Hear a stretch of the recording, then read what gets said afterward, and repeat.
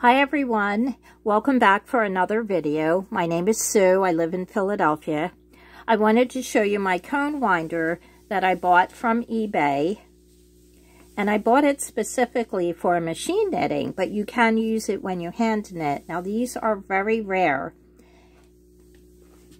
And what it does, it winds the yarn in a way that the yarn will exit the cone in an even way, that it's less tangles, your machine likes it better. Now these are the little hats, I call it. I don't know what it's called exactly, but you put it over here and this comes out.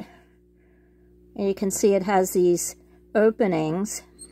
You put the yarn through here. Now I have the yarn on the floor right now because it's already wound into a ball, which you don't have to do. You can just put your skein on the yarn winder, but I just chose to make this quick video today. And what I do is I take the yarn and I take a pretty long section, about 3 feet, and I wind it around. Now you could attach it, I guess, with a piece of tape, but I really don't do that. And of course I have this attached. It tightens here on the breadboard just because I don't have a table to set it up. And it has a very small opening, which I'll show you. It only will take about 1/2 inch table. So if you have a deeper table, it would be very difficult to attach it. So then you start winding the yarn. Of course, it would be easier because you're on a table. And then when you're done, you just take it off. You know, you're going to have it all used. You can cut this if you only want a small amount. But it's really, really nice. But another purpose of my video today is to show you a Kickstarter project. And it's by Maurice Ribble. And it's called the EEW Cone Winder. I'll show you a little bit of the video. If I can get it started. Give me a second. Okay, here we go. Happened to my yarn. I can't knit like this.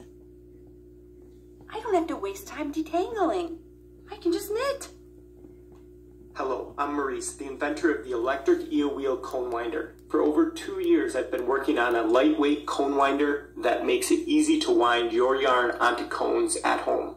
My design focuses on this textile winding drum, which moves the yarn back and forth automatically, so the yarn winds on evenly. If there's a snag while loading a cone, it handles the challenge without breaking your yarn. Machine knitters and weavers use cones because they smoothly release yarn and don't tangle. But hand knitters and other fiber artists can benefit from these quality of life improvements. Since my cones are affordable, they also are a great way to neatly organize your yarn stash. Now let me show you how to set up the cone winder. The instructions include this diagram showing the position of the cone winder and its tensioner. You can either use clamps to hold everything on a table, or you can make a board like this to hold everything in place. First, load a cone like this, and some magnets inside the cone winder arm will hold it in place. Second, this yarn loop pulls the yarn under the drum, and then you wrap the yarn around the cone like this.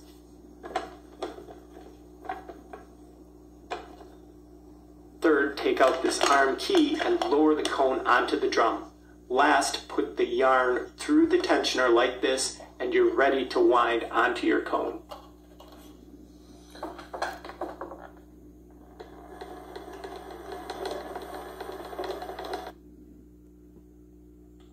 This dial controls the speed of the cone.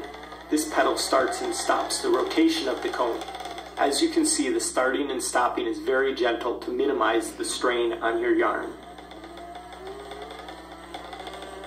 The cone winder works great with skeins on a swift, yarn balls, and other yarn sources, as well as splitting large cones into smaller ones. If your source of yarn is prone to tangle, you can set the speed to slow, use the stop pedal, and untangle as you go.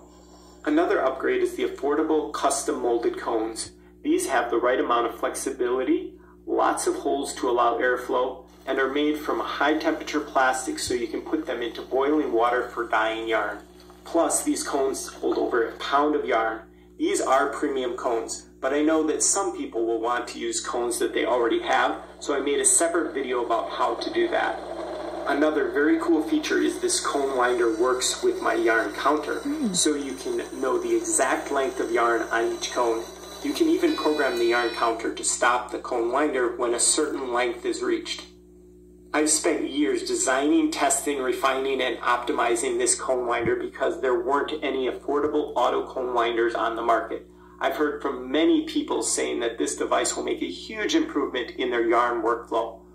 All the testing and suggestions from these testers has also resulted in one of the best cone winders ever made.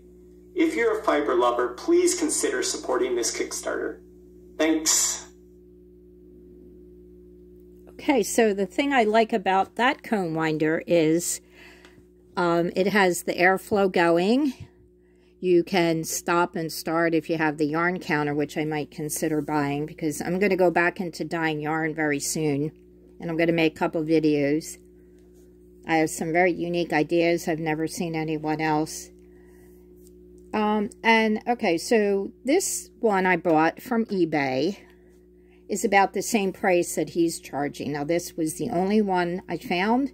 I paid close to $200 for this, but I received about 5 of the cones.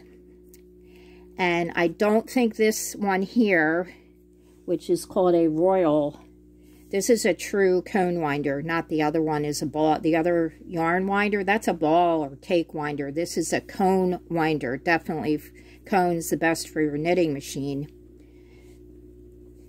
The cons, the drawback to this one is it's rare. It's made really well. I did oil it a little bit, but it doesn't clip on. Now, the EEW, the one I showed you the video, that is a launch project, which means it won't ship to you for about another year. But I like to support inventors and people like that. I like that you can dye the yarn. You can put the plastic cone into the water. And that's another thing I want to talk to you about, the temperature of your water when you dye yarn.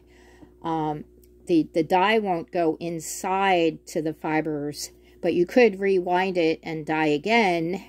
Sounds like a lot of work, but if you're going for that look, like more of a gradient look, you could place the whole cone into the water. So there's a lot of pros and cons. This one's hard to find. The same price, though. I mean, I just did a buy it now on eBay. I didn't bid on it. I might have paid more than, I think I paid about $170 for this particular cone winder, but I thought it would be worth it. So I just wanted to show you, if you want to support an inventor, I'm not making money. I'm not getting any special perks for mentioning it. I found it from my machine knitting group on Facebook.